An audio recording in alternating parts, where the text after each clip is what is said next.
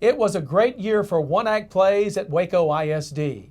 Hello again, everybody. My name is Dale Caffey. Pleased to be joined by Philip Morgan, the Director of Fine Arts at the Waco Independent School District. And we are going to talk about the success of our one-act plays this year. Philip, congratulations on a great year. Before we get into the particulars of the plays at Waco High School and University High School, let's talk generally about one-act plays. For one thing, it's been going on a long, long time. Indeed. First of all, thank you for having me. It's an honor to talk about our fine arts and specifically recognize the kids and the directors that did such a great job this year. One-act play in Texas is a great thing. It's actually the biggest one-act play contest in the world. Some 1,200 plays from 1,200 plus high schools take the stage literally in early March, and they process all the way through to hopefully they're ending at the state competition in May. But you can imagine of that caliber, there are states that are envious of Texas and our wonderful one-act play system. We have a great state director, Luis Munoz, down in the UIL, who's a good friend of mine and of the district as well, and he just loves the contest, and we really advocate for the kids every year to have great shows, participate in theater arts on the technical and acting level. But it's a huge program. We're about to celebrate 100 years of one-act play, which is going to be excellent. So it's really a tradition, and it's an honor for the kids to do it. And we had a slam-bang year this year. You have a lot of background in one-act play competitions. Why don't you talk about that? Well, actually, it's kind of interesting. I started out as a student in one-act play at the 1A level, very small in Yantis, Texas. So I always tell all the crews that I adjudicate, and when I'm doing workshops, I say, I've been literally in every seat in the house. I've been on stage as an actor.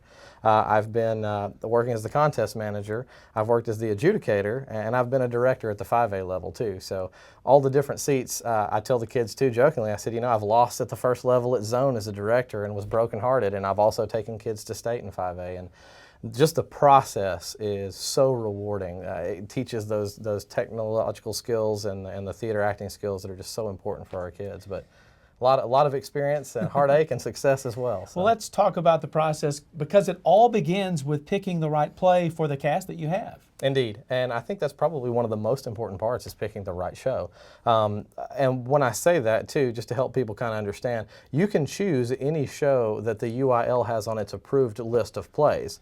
You can also select shows that aren't on the approved list. Maybe you find a show that's kind of obscure but you think is really great and fits your cast, whether that's the number of men and women you have in your cast, or if you have a specific group of students at a high school that have a certain ethnic background, you kind of have to work with. You can blind cast shows. But picking that show is critical. This year, I think that the schools were so successful in Waco ISD because Glenn Price at University picked a show that he felt fit his cast very well, that wasn't on the approved list, and he went through the process to get it approved special for his kids, which again yielded him some good results. And Kaylin Childress over at Waco High School also picked a show that was very odd in scope, but what a fantastic, fast, speedy comedy that she picked too. But again, a great selection. And it all starts with that, kind of tweaking things to the talents of your students. Great. Well, let's continue now to talk particulars about each show, if you would. And let's start with University High School. A very dramatic and tragic play. Talk a little bit about The Darker Face of the Earth. Correct. Well, Rita Dove, the playwright, I was not familiar with the show until Mr. Price brought it to me. And one of the challenges we had last year is he picked a very familiar show, Over the River and Through the Woods. It did a great job. He won at zone and then went on to district, and he was just kind of stuck because he said, gosh, I really want something that can really allow the kids to emote and really pull some tears and show the judge some real emotion. And so he brings this suggested show to me, and it had some choice language, and obviously it dealt with slavery and plantation life pre-Civil War. So it had a little bit of controversial context with it. But sometimes that's what students need to really buy in. They see something that's not just cookie cutter, let me do the same play I've heard 100 times. Very interesting show. Allowed the students to really dig into characters. It dealt with death. It dealt with not only mortality, but also just relationships between family and friendships. Again, slavery, a lot of very complex themes within the show. And again, it let those students at university for the first time in their history go to area with the contest, and it was great. Right. And you mentioned picking a play that matches your ethnic makeup, and to a certain extent that did at university, because quite a few African Americans are in that program, and they were you're right. They bought into it. They did a great job. Indeed. And it's finding something that the students thought was great. And it wasn't necessarily something either where Mr. Price just said, well, I have to pick a show that has all Hispanic or all white or all black students. Right. He picked something and laid it out in front of the students and said, what do y'all think about this? And to me as an administrator, that makes me proud because he gave the students the choice. They picked it, and when your students really choose what they're competing with, you can imagine the amount of buy-in they get. And they really took ownership of the show, did a great job, sold some beautiful characters on stage for the audience and for the judges, just created a lot of interp, a lot of good moments of internalization, and drew some good tears and some good reactions from not only the crowd but the adjudicators as well along the way. And University High School, not a traditionally tough one-act play school, but boy, they rewrote history for themselves this year, and that's Yes. what it's all about. Going to area for the first time ever in the history of the school, and really solidifying that putting that program on solid footing. Indeed, and I really have to give a lot of compliments to their director, Glenn Price. Mr. Price has been working so hard. He himself, which many people who know him know this, and his students know this as well, and I've learned it about him, is that not only is he very competitive, which plays into the aspect of the contest, but he also truly has a heart in wanting his kids to succeed, because the further they go in the contest, the more opportunity they have for scholarships, and things like that. And he really did establish himself this year at the 4A level as a director to be reckoned with. He picked a show that wasn't on the cookie cutter list. He picked one to the talents of his students, and wow, what a great job to really establish the first qualification to area.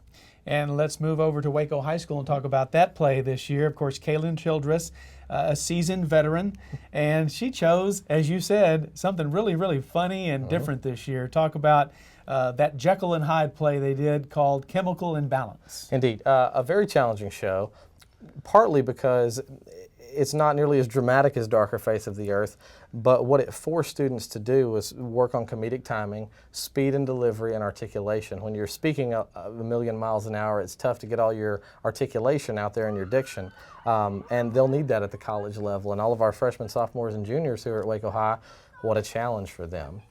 It's very difficult to do comedies in one-act play because, again, sometimes that drama and that tearjerker is something a judge prefers. However, the execution by the Waco High students and directors was fantastic this year, and it was obvious that they won the zone championship and went on to district. Right. Went on to district this year, took home several awards, as did University with the All-Star cast and the Best Actors and Best Actresses. I know Waco High felt bad about not going back to area, but I mean, sometimes it depends on a judge. Indeed, and again, you kind of go into one-act play. You asked about the contest earlier. One-act play is very subjective.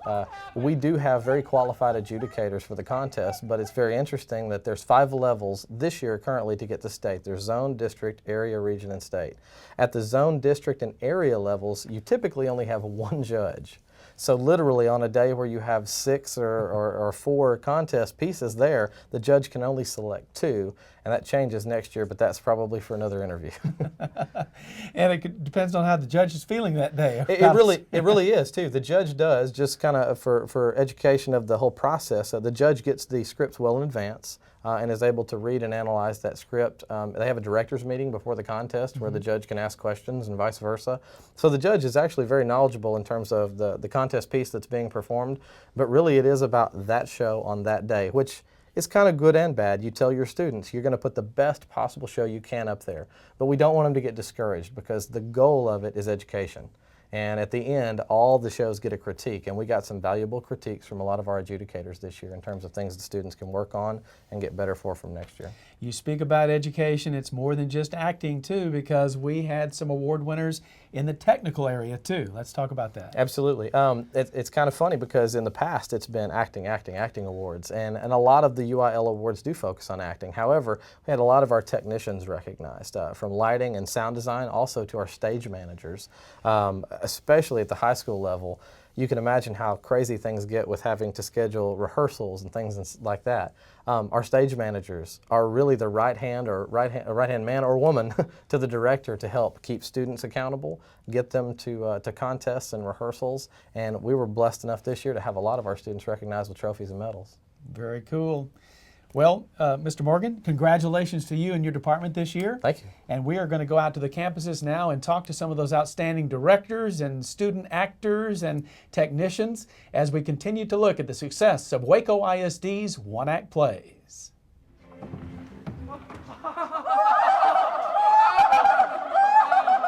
Quite so, Mother, quite so. Though I dare say Lady Buford-Smith could put down a native uprising with one stomp of her beslippered foot. I was her bridesmaid, you know, and she was not a slim girl then. Personally, I bear no ill will towards a native. You may bear no ill will towards them, but they certainly do towards you. Oh, indeed they do. Now, why should that be so? The primitive mind is not like yours and mine, Miss Dewthistle. It will not be parted from its evil demons. My word! Quite so, though I must disagree on one point, for I believe we too contain the blood of the ancients, and therefore our own capacity for evil.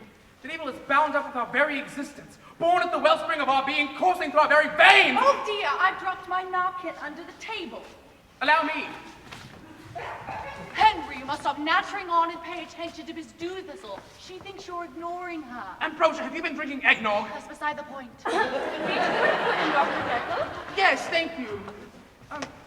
Miss Dewthistle, Yes, Dr. Jekyll? I believe I saw some chrysanthemums today. How charming. I adore chrysanthemums. Oh, my word, is that a butterfly under the table? A butterfly? I love butterflies! Now listen here, Penelope. I'm Calliope! Whoever you are, the point is, I need a tiny drop of blood from your sister's finger, and I wonder if you might help me. I wouldn't do anything to hurt Penelope. That would be dreadful. Henry, what's going on under here? People are starting to wonder if something's the matter. Is something the matter? Why is everyone under the table? Well, what's going on under here? Are you going to eat that last bit of ham on your plate, old chum? Because if you are... Yes, go ahead. Whatever is going on under here, are we playing parlor games? In the old days, we played musical chairs until we hunted like foxhounds. Will you be having your dessert now, madam? Yes, Blodgett? And will you be having it under the table or on top of it? On top of it, for God's sake. Pardon me, Calliope. I'm Penelope. Well, I believe I'll have some more ham. Anyone else care for a slice? Oh, blast! I didn't nick you, did I, Penelope? Come, let's have a look. No, never mind, Dr. Jekyll. It's only a scratch. Oh, you can't never be too careful these days. Yes, stay away from me, I'll scream! It won't hurt a bit. I got it! Well done! Well then, I'll just take this down to the laboratory and run a few tests. But Miss Dewthistle's still here. Yes. Forgive me. Good night, Miss Dewthistle. Good night, Dr. Jekyll. He really isn't himself tonight. You must come tomorrow for tea. Are you sure? Don't worry, be here at 3 o'clock. Well, all right, if you really think I should. I'll see you home, Miss Dewthistle. Thank you for a remarkable evening, Mr. Jekyll. We'll call again tomorrow for the results of the medical test. You just saw a sample of Chemical Imbalance, a Jekyll and Hyde play as performed by students of Waco High School. Pleased to be joined by one of the directors. This is Kaylin Childress, two actors, Alan Miller and Devin Mays, and a stage director, Kristen Petrie. We're going to talk about Chemical Imbalance. And number one, how difficult was it for students to perform a play like this? It was extremely difficult. We have great students, so we knew they were up to the challenge, but a farce like this play is extremely high comedy. It's very physical. It's magnified, times 10 of what you'd expect from a normal comedy. So getting them out of their shells and making sure that they were taking it all the way to that extreme was our main focus and our main priority during rehearsals. Talk about what type of play this is. Of course, it's a comedy, but the way they performed and had to move about the stage really fast, and what type of play is this? It's considered a high farce, and so within that genre, everything, like I said, is magnified. And so your speed is magnified, your reactions are magnified. What normally might just be a smile is a huge cheesy grin. What might be, a gasp is a huge taking aback. And so it was a lot of fun to see how far we could push the students in each of those moments. Well, from the moment they first how much did they grow from the moment they first tried their hand at it until you actually performed? Oh, astronomically. I mean, it was taking students who are used to kind of subtle comedy. And in this day and age, people are used to seeing movies where everything is extremely subtle. And so to get them out of that mindset and into a mindset where it's not even, times 3, it's times 1,000,000, was difficult. But these kids, they had a knack for it right away. And so it was really fortunate for us that they kind of picked up on it pretty quickly, and they're all easily directable, and so they were a lot of fun to work with. If you can, in a nutshell, talk about what the play was all about. Obviously a Jekyll and Hyde performance, but kind of a funny spoof if you can. We just saw a sample of it, but for the viewers at home who are just now joining us, what are we seeing here? Well, it's the classic Jekyll and Hyde story, like you said, where Dr. Henry Jekyll has found this potion that turns him into his complete alter ego, his complete evil side. And as in the original story, that gets out of control and he loses control of the changing back and forth. In this story, he has a sister that's kind of helping him to fall in love with Rosamunda Dewthistle, and so that gets complicated. His mother is trying very hard to rise in society, and so she has her friend Lady Throckmortonshire, who is just an over-the-top character. So the combination of all of these characters and all of these antics erupts into utter chaos at some points, which is resolved, in a classic Greek way by everyone dying at the end. So. Another thing that really made this play funny was the makeup that these actors had to wear. I mean, that just to look at them, you laughed really when they first came on the stage. Talk about how complicated that was and who you had to hire to do the makeup. We didn't hire anyone.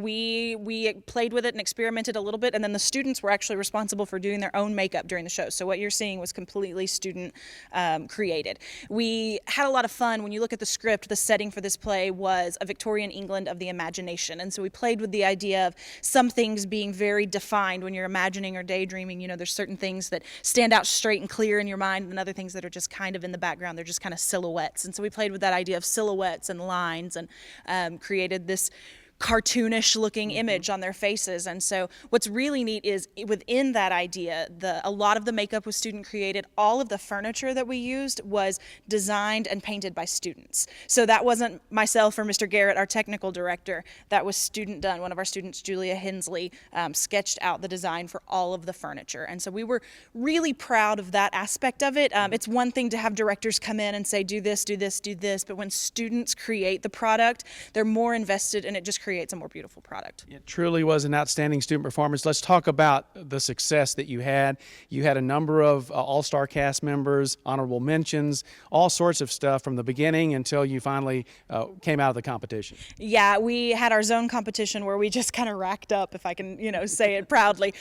We were one of the zone champs that were chosen to go on to district. We took 3 honorable mention all-star casts, 3 all-star casts, outstanding tech, and overall outstanding crew, which is a really high honor for the outstanding crew to be chosen, because that's out of all of the schools, and it's chosen by the site manager and the site director. And so we were really, really proud of that. At district, then we also received 2 honorable mentions and 3 all-star casts, as well as an outstanding crew member. Unfortunately, at that point, we were chosen as the runner-up to go on, which was unfortunate. We were sad that our journey ended that quickly, but it was the best performance that the students had ever given, and so we have no regrets. They have nothing to be ashamed of. We're extremely proud of them still. Very good. Going to break off from our interview and talk to some of the actors and 2 actors and actually a stage manager. Yes, sir. Kristen Petrie, talk to me a little bit about what your job was. My job was really to organize the students in a way that the directors wouldn't have to. The directors always have to be thinking about kind of how things need to be run, and I'm more the person who gets the job running. I'm the ambassador for the directors, and I talk to the company and I ask, let them know if there's any conflict or if they need something to be relayed back to the directors. I'm the one who does that. Really? Talk about your company, I guess, the other members of your staff. They're great. They're the best people. I've met so many new people in this experience. We started out as strangers and we ended up as family. So I don't think it could have ended up any better way. Well, she talked about, Ms. Childress talked about the award for the technical aspect of the show, and that's something that not only that person gets to take pride in, but your whole team. Oh yeah, that was a huge win for the crew award that night. We were also excited because some people don't take into consideration all the work that the crew has to do, and for us to bring that home was a huge honor, especially because I remember that week we had pushed really hard to get everything done. What grade are you in right now? I'm a sophomore. Okay.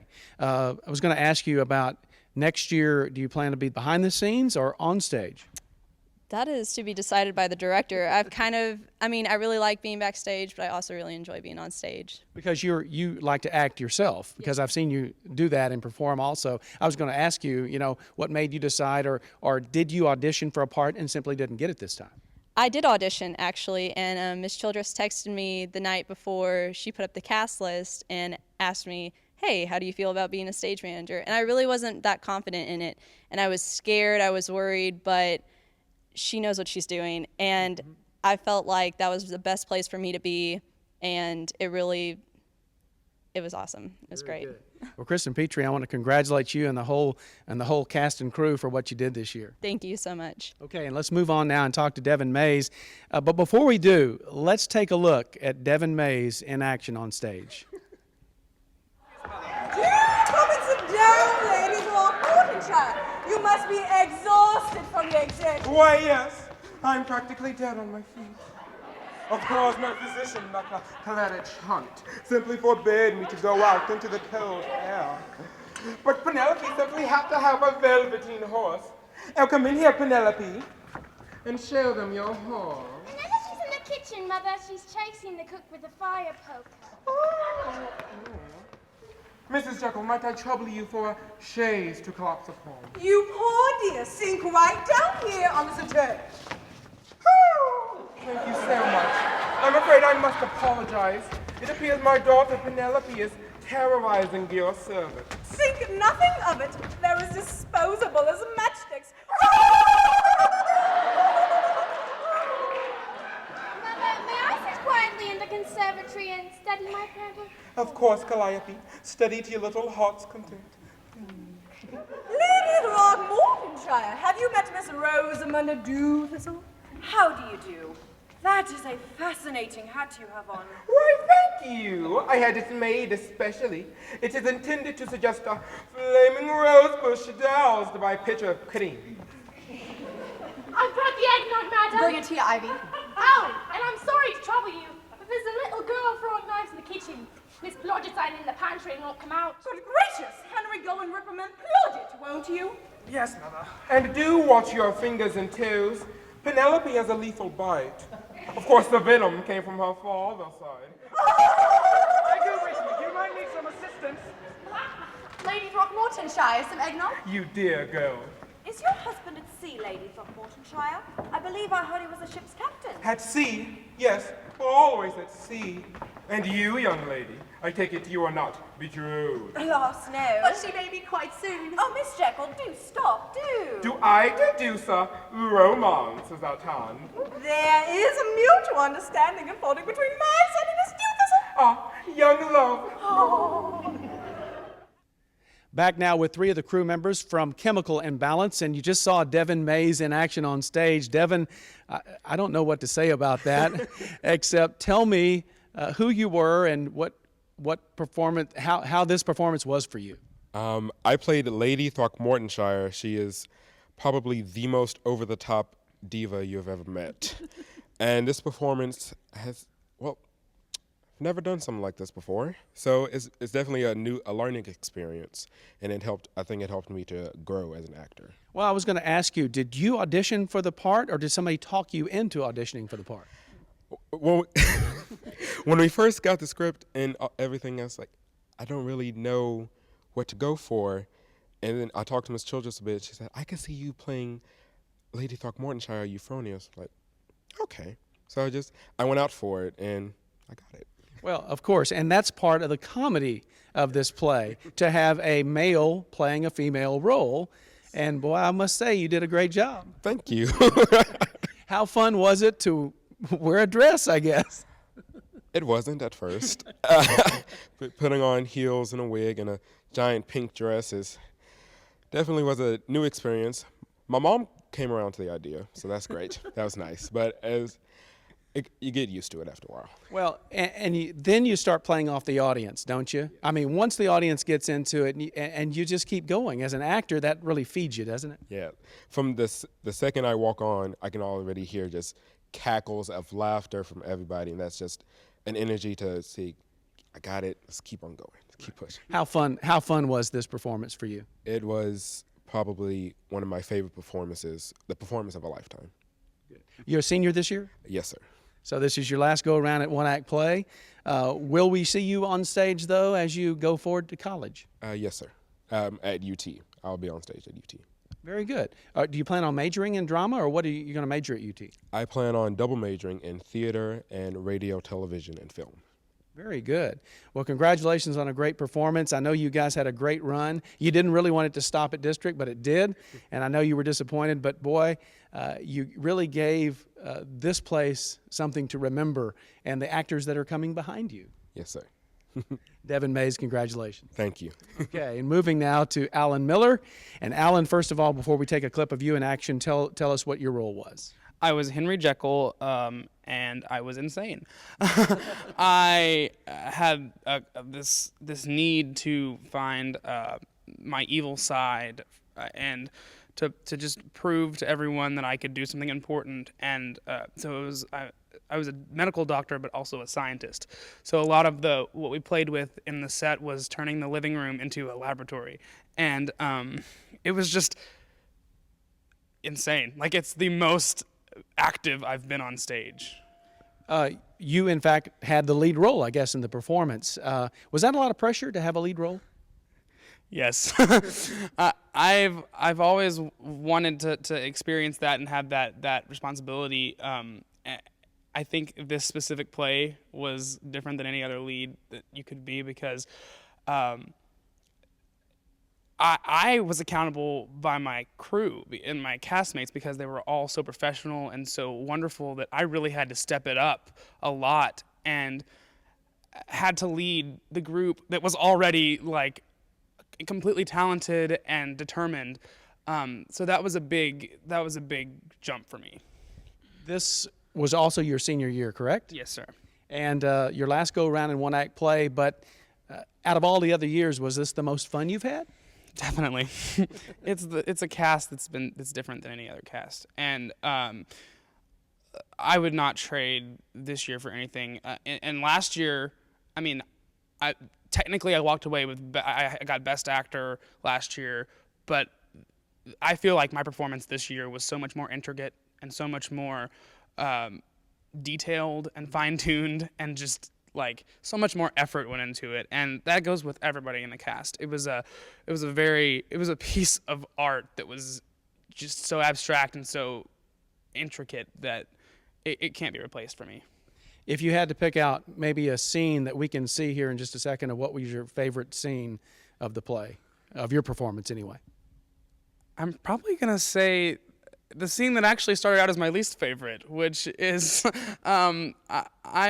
it's Ivy and Plodget, who are the maid and the cook in the show, and they're talking about the murderer, and I come up behind them and am trying to kill them, basically, but in the process turning back and forth from Jekyll into Hyde. And that actually came about throughout the process, because we were like, how are we going to fill this time correctly? I was missing cues, and it was just really frustrating.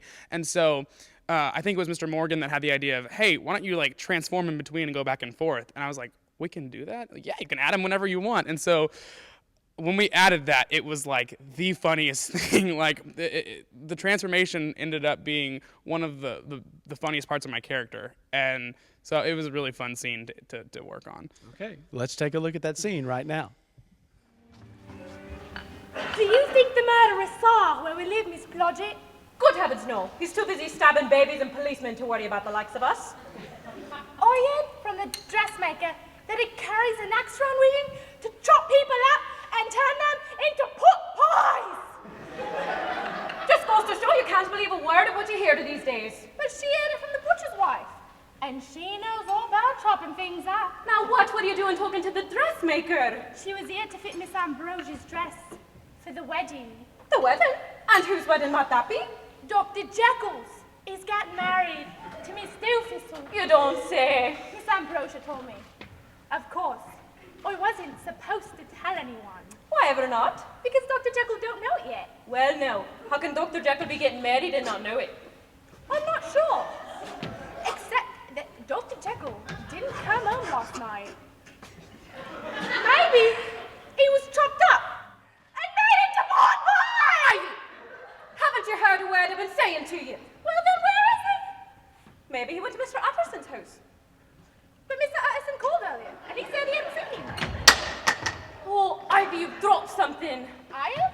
It's right here under the sofa. I can't quite reach it. There you are. Thank you. Well then, if you ask me, there's only one solution. He must have been called out on a medical case. Maybe he had to tend to one of the victims.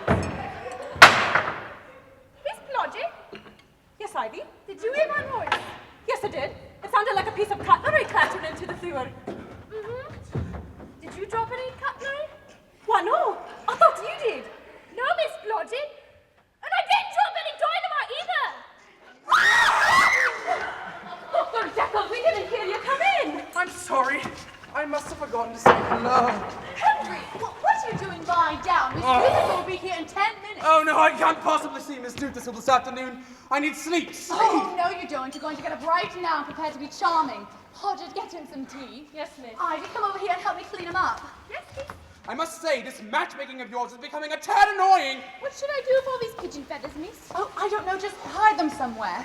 Now, Henry, it took a great deal of work to get Miss Doothistle to come back after your terrible behavior last night. I don't see what was so terrible about it. You ran screaming around the dinner table and attacked a 10-year-old. Rubbish! I didn't run. I walked quickly. Oh, you ran up... My word, Ivy's fallen on the floor. Forgive the intrusion. I was in the neighborhood and I... Good God, man, what have you done? It wasn't me. The poor girl's had a fainting spell. Quick, help me get a rug. She's saying pot pie. She must be half starved. Get her down to the kitchen. Good heavens, it's Miss Doothistle. We can't let her know the maid's fainted from hunger. It looks immoral. Oh, and what do you suggest we do? Hide the maid behind the curtain? We'll be right there, Miss Doothistle. Xavier, go and stall her. Hello. Yes, they are. I can see them. Certainly, as soon as you're ready. I believe I'm ready now, Mr. Atkinson. Well, all right, look here. Why don't we go in and see them? Wonderful. Here we are, coming into the drawing room. Hello, Miss Doothistle. How nice to see you. Hello, Dr. Jekyll. Miss Jekyll. Why don't you take my place in the game? Well, all right. What do you think? Beggar my neighbor. Yes. Oh, We hadn't decided. I'll go see about getting some tea.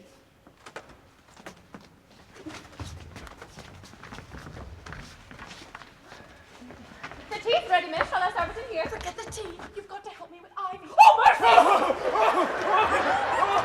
Ah, yes, it's a scratchy throat. I had a scratchy throat myself earlier. I believe it's the publishers to blame. Perhaps we should take your temperature. Good idea. I meant Miss Doothistle's. Better idea. I assure you, I feel quite healthy. Yes, so it seems. She is quite healthy. Oh, good heavens, look over there. Over there. Oh, blood. I've dropped my joker, would you be so kind? Why, certainly, Dr. Jekyll.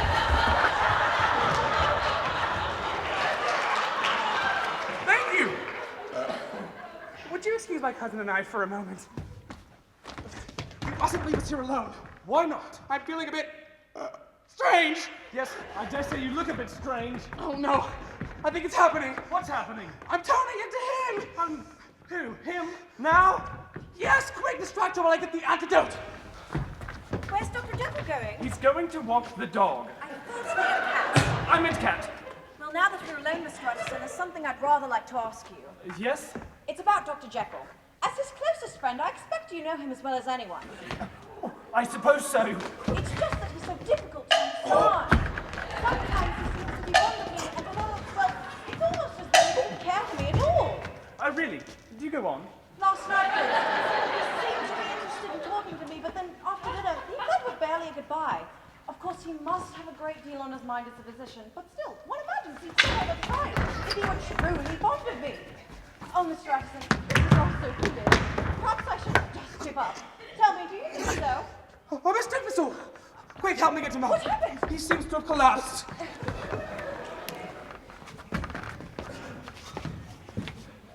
Oh, Dr. Jekyll, I'm afraid I was speaking rather indiscreetly. Do say you didn't overhear me. Why, yes, Miss Doothistle, I did overhear you. And what's more, I was glad to. You were? Yes, you see, there's something I've been meaning to say to you, too. There is? Yes. Oh, Dr. Jekyll. Oh, Miss Doothistle! Back now with Alan Miller, quite a performance, and I know that you netted a couple of all-star cast roles for this. Yes, sir, at both competitions. How did that feel?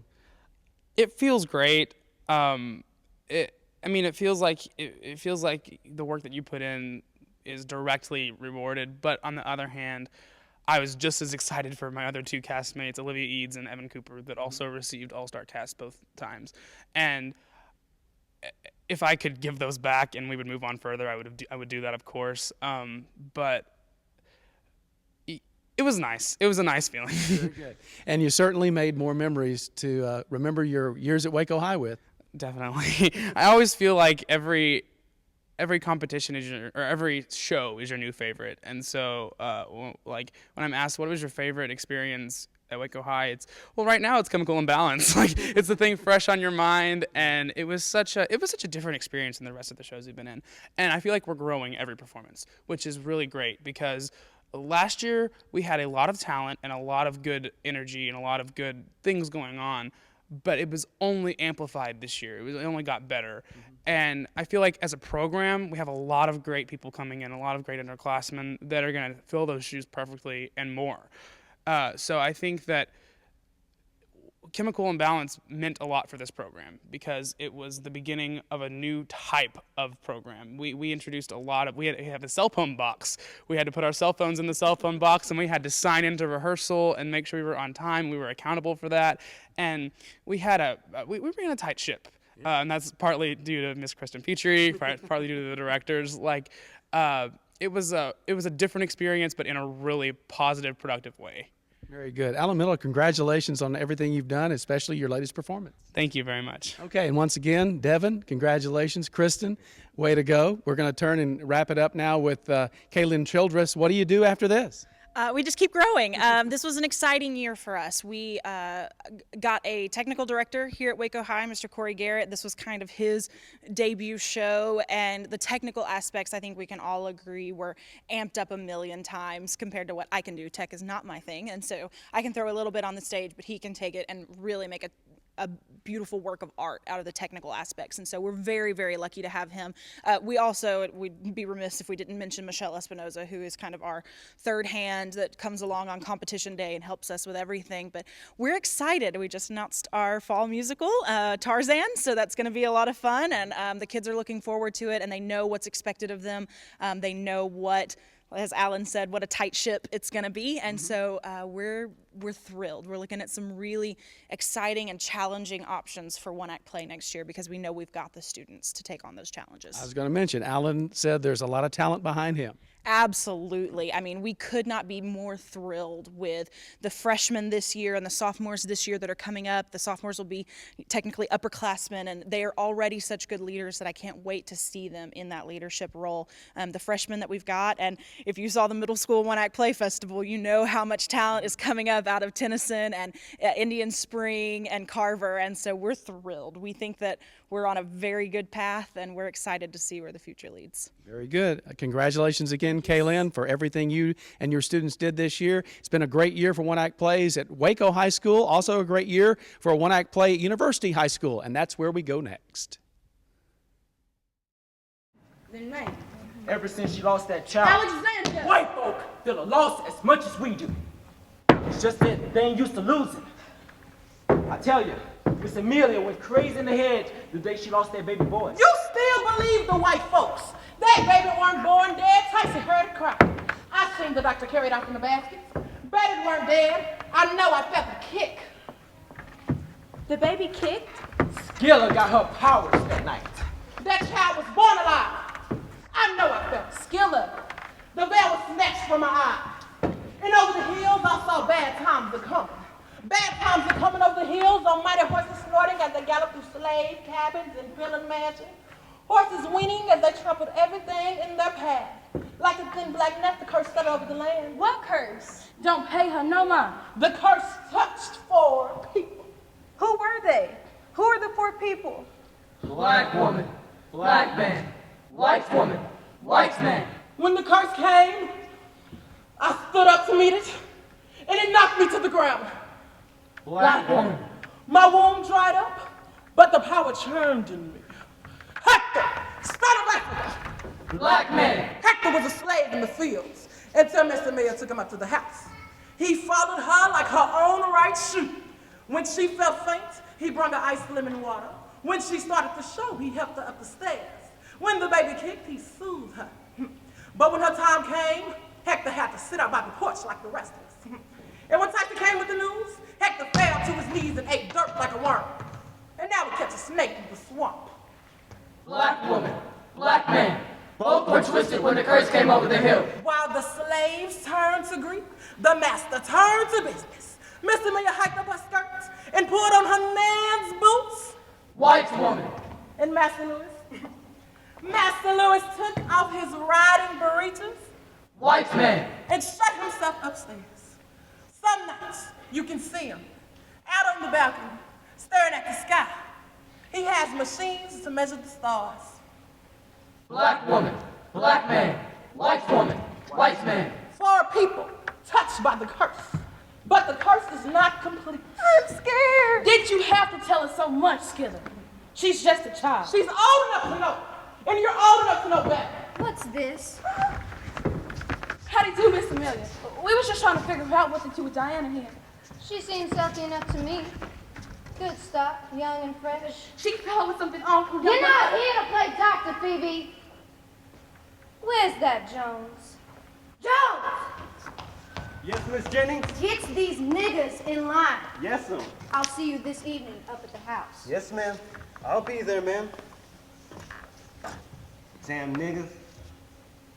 Gotta watch you every second. You get that gal back up on her feet.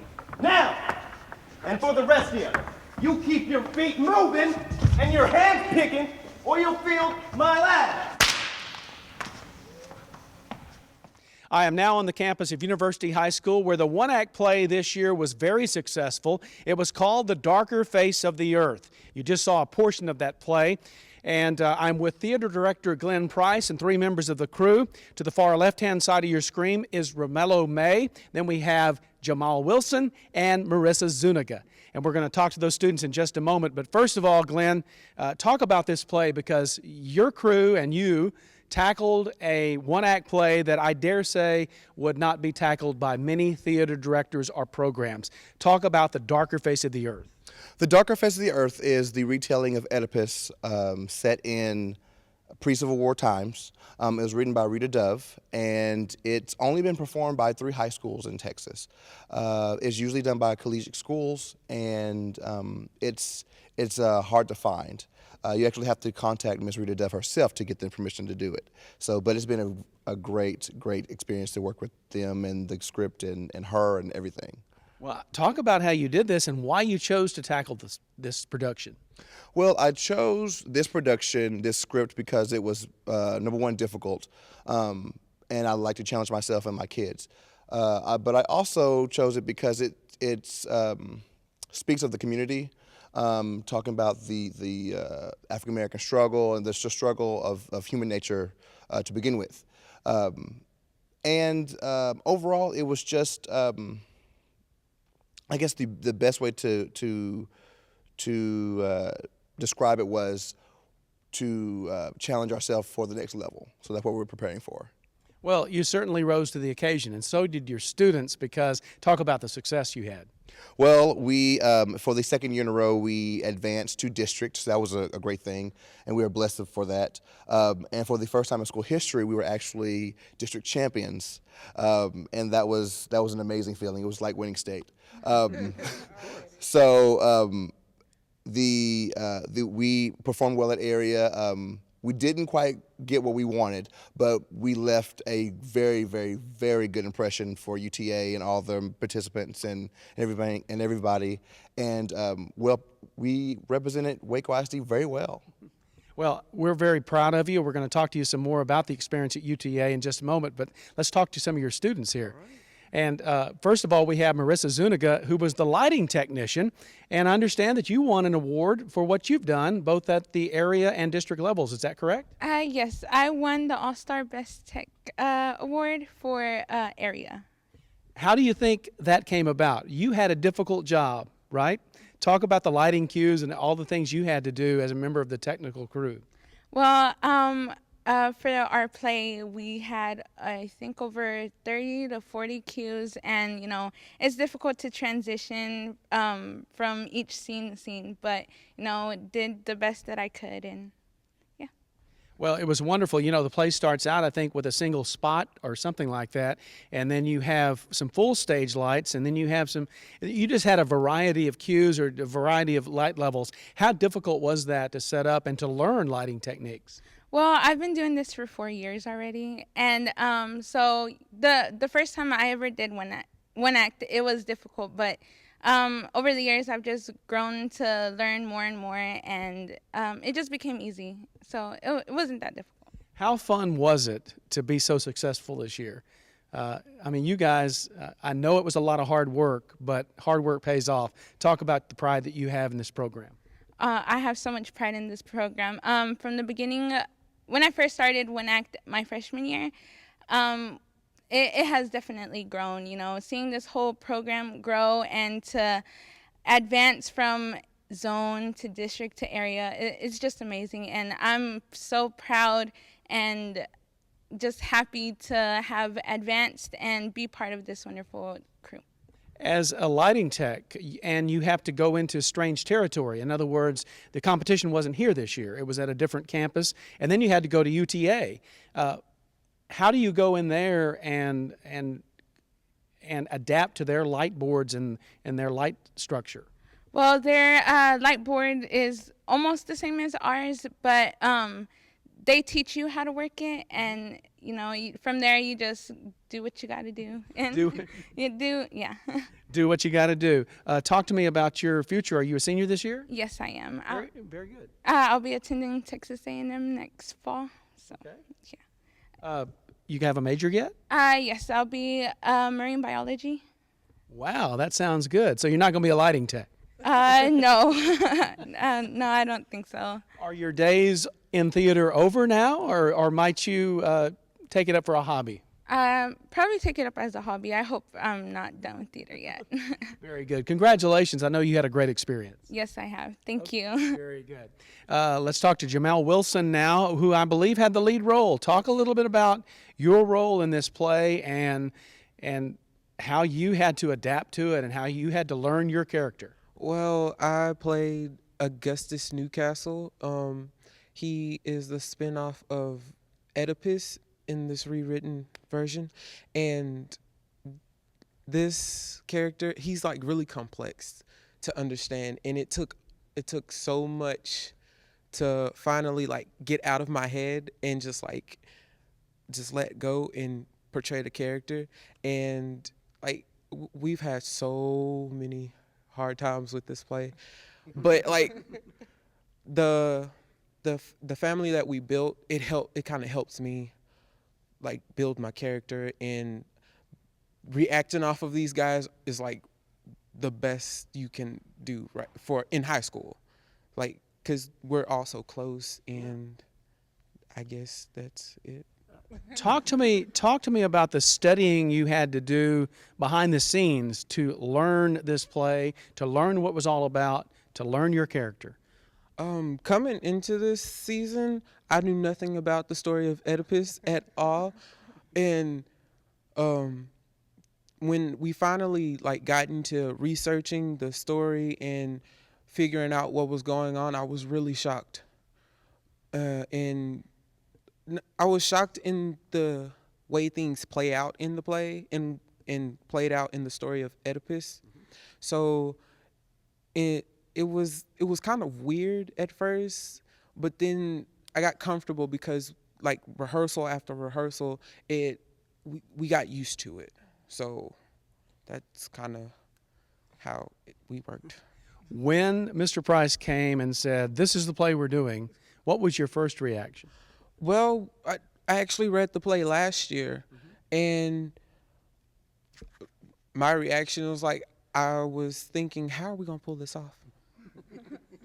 And I'm serious. I was like, how are we going to pull this off? And so this year when we came into it, I wasn't expecting for him to stick with the play, but he did. And like when we got to work, he pushed us and he pushed us. We pushed each other and we pushed ourselves to do to take this this family and company to a new level. Well, you certainly did that. Okay, pick your favorite scene. Oh, my favorite scene is the last scene of the play, actually. There's so much intensity with Lewis and Amelia and Augustus at the same time. Lewis is kind of indifferent because he's intoxicated throughout most of the play. And, like, the whole, well, not the killing, it was just like we had so much energy towards the end of the play that it felt so good once we got off stage. That's my favorite.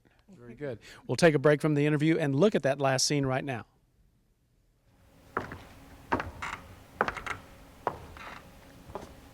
Prove you haven't betrayed us. Kill them both, your mistress and her foolish husband.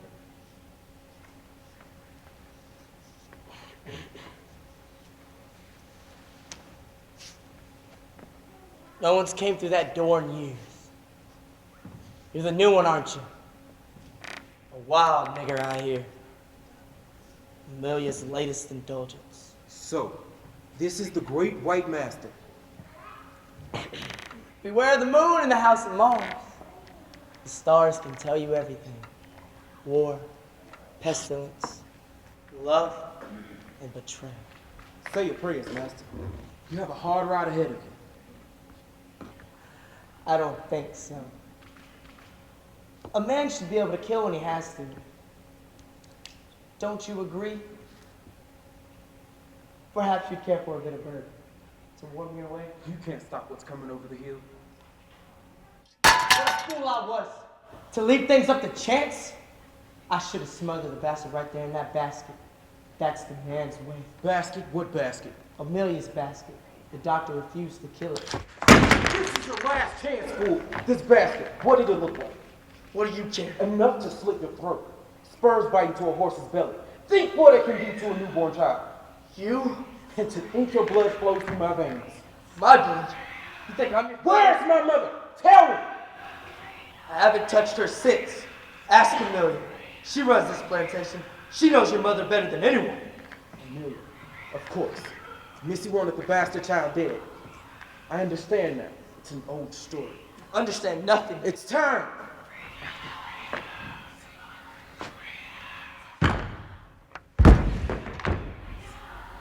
Amelia, and to think I tried to bargain for your life. Augustus, there you are. What's happening? Why are they shouting? Why doesn't Jones make them stop? I reckon the dead don't make very good overseers, do they? Your slaves are rebelling, Missy. Rebelling? My slaves? Augustus, you have to tell them to stop. They'll listen to you. Just like I listened to you. You led me into your parlor like a dog on a leash. No, you were different. No more conversation. Where is my mother? Your mother, how would I know a thing like Your that? husband confessed. What would Lewis have to A confess? shrewd piece of planning to destroy him with his own son. After you failed to destroy his son himself. But you had to be patient. 20 years you waited until you could buy me back. Lewis, your father, you must be joking. Shall I help you remember? You supplied the basket yourself. Basket? Lined with blue satin, trimmed with a rosette. No. Where is my mother? Tell me!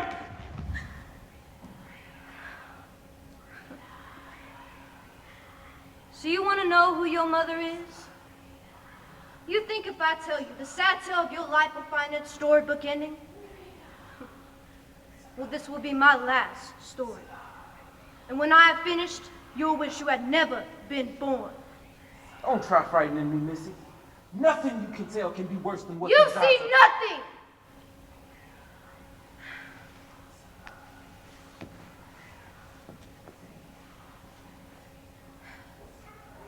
My lover stood as tall as you now. Your lover. Augustus! Augustus, you were supposed to kill her. Where is my mother? Phoebe, you tell her. You were there. The night we had to wait out the birth. What birth? Hector on the porch. What about Hector? There's no time. What about Hector? They said you died. Poor thing. That's why Hector went to the swamp. Hector? You sold your own child. Hector's But child. you didn't die. You're here. Blue silk for my prince and a canopy of roses. It was so tiny, so sweet and tiny. Augustus, my own mother gave me away. But I found my way back. Augustus! The day of redemption is here. They'll kill you, Augustus! Time to be free! I was just trying to keep you from harm. But here you are, right in harm's way. Amelia, no! It's all right. It's gonna be all right.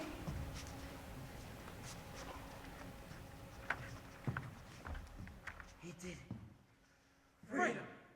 Freedom! Freedom! Freedom! Freedom! Freedom! Freedom! Jamal, you mentioned intensity. I think that's a pretty good word.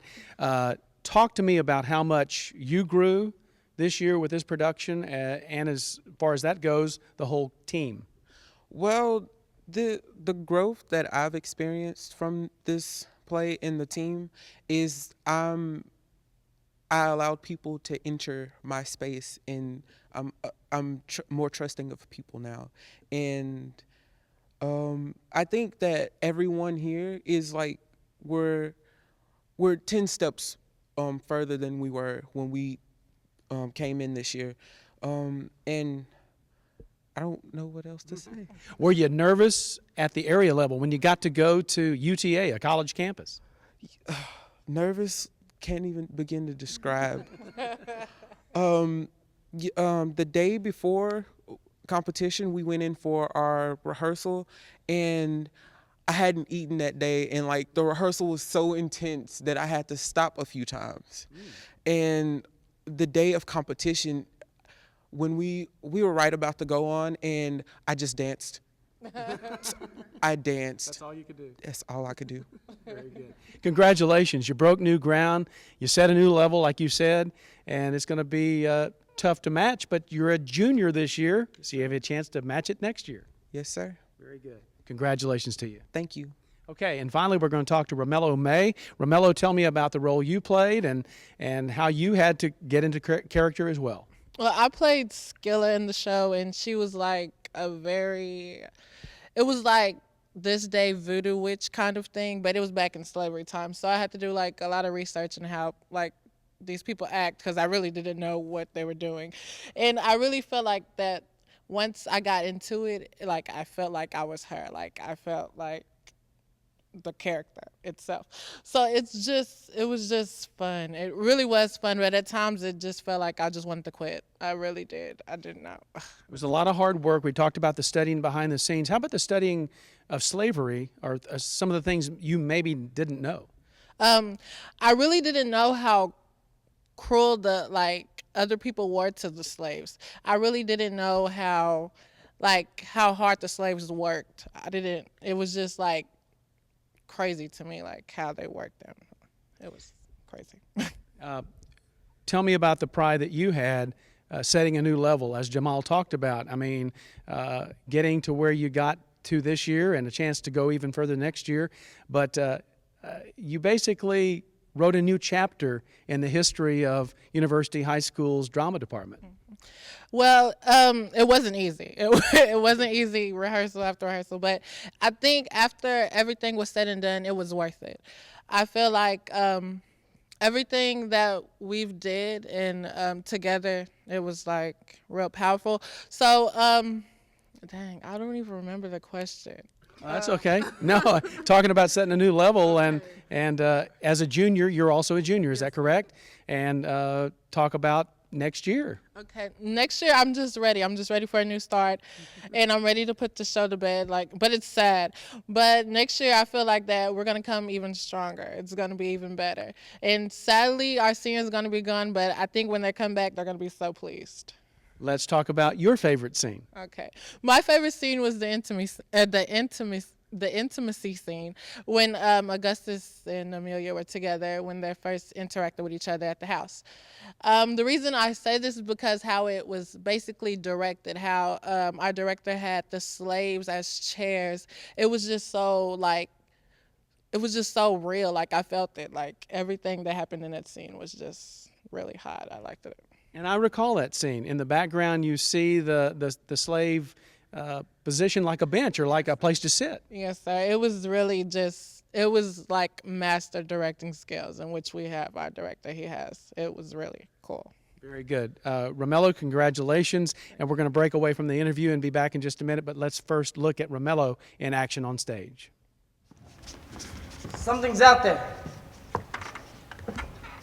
I can feel it. But no. No new coins shine for Louis Lafar among the stars.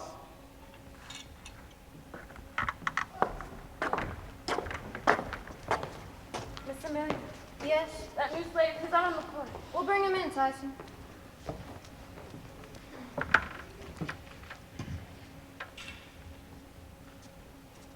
What are they singing? No words you'd understand. No tune you'd recognize. And how is it they all sing together? It's the sorrow songs. They don't need a psalms book. Personal servant to Captain Newcastle, the schooner Victoria on call. St. Thomas Tobago, St. Croix Martinique. In other words, a slave ship.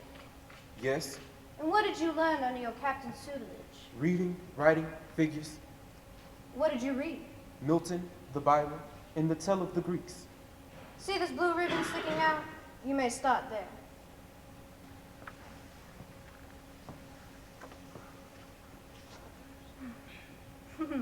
Too difficult? No doubt you do better with the Greek original, but we are not that cultured a household.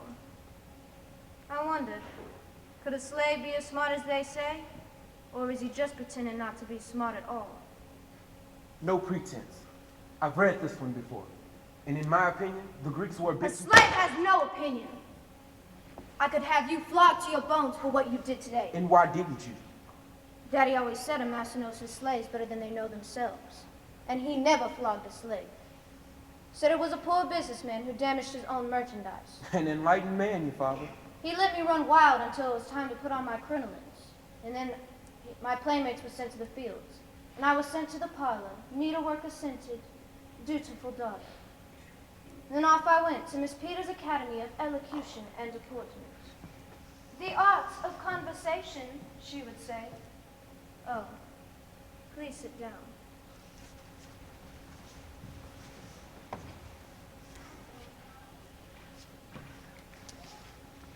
It's to make passing of time agreeable. Suitable subjects for conversation are nature, art, travel, history, and above all else, culture. Now tell me, Mr. Newcastle, have you ever heard of the Amistad? No. The Amistad, a slave ship. 3 days off the port of Principe, the Africans freed themselves and attacked with machetes and harpoons.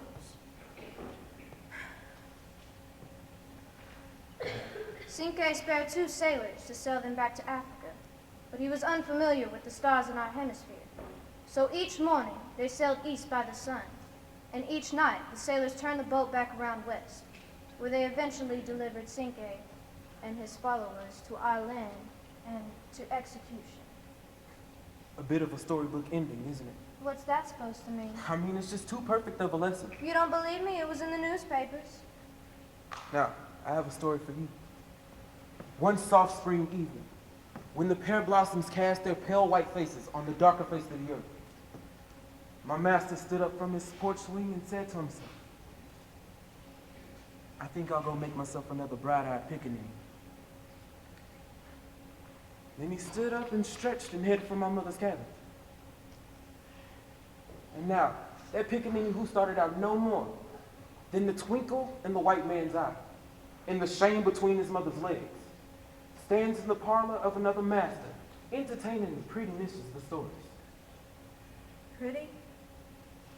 Am I pretty? You can put a rose in a vase with a bunch of other flowers. But when you walk into a room, the rose is the only thing you see. Imagine a life without even a smidge of happiness. I'm not one of your fairy tales. No, perhaps not. What a pity. They have bowed our heads. They have bowed our heads. They have bowed our heads. Lord above mercy. Lord above mercy. Mercy. Lord above mercy. Again, you just saw the favorite scene by Romello May, and incidentally, Romello and Jamal got all-star cast at the zone, at the district, and at the area levels. Wow, what an accomplishment. I want to first talk about what Romello referred to as the slaves being used as benches or seats. Tell me about that. Well, the reason I chose to do that was we had started the rehearsal process with furniture. And through the process, it just made the show really, really long and really, really time consuming. And we have a 40-minute time limit. Thank you. And so to ratify that, I chose to use them as property. In that time, slaves were considered property, and in the story, Amelia goes from loving the slaves and growing up with them to having no care at all because her child's taken away. And so to signify that, I had them play furniture. Wonderful. I want to mention it again, though. Going to area and being a part of the area competition at UTA, you even mentioned you wanted to go further than that. You thought it deserved to, and many of us did as well. But talk about the new chapter that is now written and something else to reach next year. Well, the great thing about competing at area is that it enlightens the students. Before I got here, they didn't even know that one act play existed, and for those who did compete, they didn't know that there was another level besides district. And so the experience we had this year, they've already started asking, what plays are we doing? How many plays are we doing next year? What kind of plays are we doing next year? And so it just warms my heart to know that I'm inspiring artists. And that's my goal, is to inspire artists. Whether we win or lose, we want to win, but whether we win or lose, it's building the character of the student. Very good. Next year, maybe a comedy, though? We may do a comedy. But my strength is in dramas. It touches the audience, and I can get deep into the character more. But we may surprise some people. But I just heard almost some moans in the background from your students who said, no, we don't want a comedy. They feel like they pretty much do well in dramas and in tragedies. My kids have a lot of say-so. We read 6 to 7 plays a year just for our fall productions. And so when it comes to one act, we read over the summer. We have discussions about them because we really want to tackle something that's going to best fit our needs and best represent what we are about as a department. Very good. Glenn Price and crew, congratulations on setting a new chapter and writing a new chapter in the history of drama at University High School. Thank you so much. Okay, it's been a pleasure talking to these students. It's been a great year for one-act plays at Waco ISD. My name is Dale Caffey, and I'm with Learners Today, Leaders Tomorrow.